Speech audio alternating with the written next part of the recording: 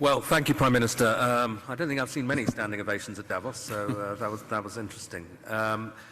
You said, there was a phrase in your speech where you said sovereignty now is the ability to withstand pressure, almost uniquely vulnerable to pressure because of the extent of your trade dependence on the United States. Well, the proof is that we have been able to withstand the pressure, and there has been considerable pressure. I'll give you a couple of facts. We've actually created more jobs since the tariffs were put on than the United States in absolute number. Economy is growing at the second fastest rate within the G7. That's not, there are pockets of extreme pressure without question in Canada. But headline, we're reacting. The second thing, and it's a fundamental point, is the recognition that we can give ourselves far more than any foreign country can take away. There's lots of efficiencies in having one Canadian market, the $1 trillion of domestic investment, and building these partnerships abroad, all of which are bigger returns than what's been lost. That's not to say we would rather not lose it, but we can withstand the pressure, and we are. And I was interested that you said basically the old world's not coming back. So you're not seeing this as a period where you just have to get through and normalcy will return. I think that is our view. And we regret it, but we're not going to sit around and mourn it. We're acting. And we're acting in a way, both that's in our interests, but we believe in a way with others that's building imperfectly, in steps, a new system. I'll give you one example on handback, which is we are members of trade agreements that comprise already 1.4 billion people around the world. So we have the most extensive network. We are trying with others to bring some of those networks together. The most prominent example is the Trans-Pacific Partnership in the EU, acting as a bridge. It's not a direct benefit for Canada, but it is a benefit for Canada that these groups come together. Ngozi is here, consistent with the WTO rules, both of which are. And in that way, we're building back out amongst willing partners. And you talked about the need not to put the sign in the window anymore, to pretend that things are still the same. Do you think, to put it directly, that the NATO alliance is still doing that, still pretending it's the old transatlantic partnership, when it's really kind of going? Well, I think clearly NATO is experiencing a test right now, and the first response to that test has to be to respond in a way that ensures the security of the Arctic in a robust way for all possibilities. This is actually a point that we have been making in recent years. It's a point that I made at the NATO summit back in June, which seemed like a pledging summit, but also was to get NATO policies in the right direction. So I think in the immediate term, one of the imperatives is to reinforce things that Canada is doing, Nordic Baltic 8 are doing, the UK are doing, other NATO partners, France included, in a comprehensive way that provides much greater security in the Arctic. This is the test, and so I wouldn't say the NATO sign stays in the window, but we've got to meet the moment of that. You also, a big theme of your speech was the need for middle powers to work together. But you've just been to the other great power, to China. And I think people are very intrigued by seeing that meeting. And some people say, kind of, that's a mistake, really, because you're going to make yourself more dependent on China. They're not that benign either. The US will be very annoyed. What's the defense of what you're doing, and what do you hope to get out of it? Well, the first thing is to say it's not a defense. I know the way you framed the question, but it's offense.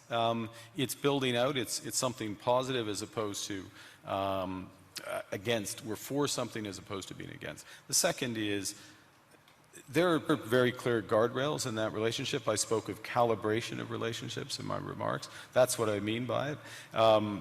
But within those clear guardrails are huge opportunities in energy, both clean and conventional, obviously in motor vehicles, in agriculture, in financial services, all of which is mutually beneficial. So it's additive, and look, it's the second largest economy and it's our second largest trading partner. We should have a strategic partnership with them within those guardrails, and that's what we've achieved. And it is an interesting reversal, though, because I think certainly during the Biden administration, there was this sense that the Western world was trying to decouple from China, or de-risk at least, and is now in this new world that really going to go into reverse, and de-risking from China because there are other risks is less of a thing. You need, again, many in this room, this is their livelihood, you need a web of connections. And to miss out in that web some of the largest ones, United States, we already have that, China, India, Mercosur, European Union, that's a mistake. That's not managing your relationships properly. That makes you stronger, makes you more resilient. And then on top of that, I'll give you again, I'll appeal since it's in the headlines to the Nordics. Nordics plus Canada, it's 20% of global GDP. It's not the first thing people would realize. But that relationship, which is deepening for security reasons, because we're like-minded, those are the types of partnerships that I think we'll see more of. And you got a round of applause when you said something strong about standing on principle on Greenland. Do you think we can find an off-ramp on that? I mean, I'm sure you'll speak of it, but put it this way, if there isn't an off-ramp, where does this go? I strongly believe that there's a better outcome that come from the discussions that have been catalyzed in an unusual way, admittedly, but and we absolutely stand by the principles that I referenced. That solution starts with security, and a security, yes, of Greenland, but more broadly of the Arctic. Canada is foursquare contributing to that. We're at the start of a major ramp-up above and beyond, so we'll be a major contributor to that. NATO has to deliver on that. We're working intensively in order to do it. As well, prosperity for the people of Greenland. In the end, it comes back to the people there, and there are opportunities to do that in ways that would strengthen all of the alliance. And when President Trump says, oh, you know, Greenland's under threat from Russia, even from China, is that for real? I would say that there are threats. Russia is without question a threat in the Arctic, without question. Russia does lots of horrible things, and I'll take the opportunity to condemn their unjustified and horrific assault on Ukraine, almost at its fourth year.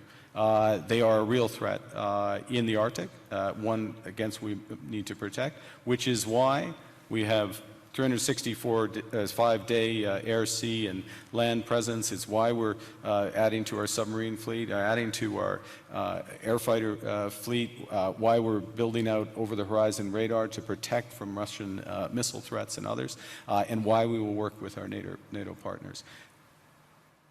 The threat is more prospective than actual at this stage in terms of actual activity in the Arctic, and we intend to keep it that way. Another big issue that's going to come up this week is this board of peace that President Trump is keen on. I'm not sure whether it's for Gaza or for the entire world, but apparently Canada's been invited. Are you going to join?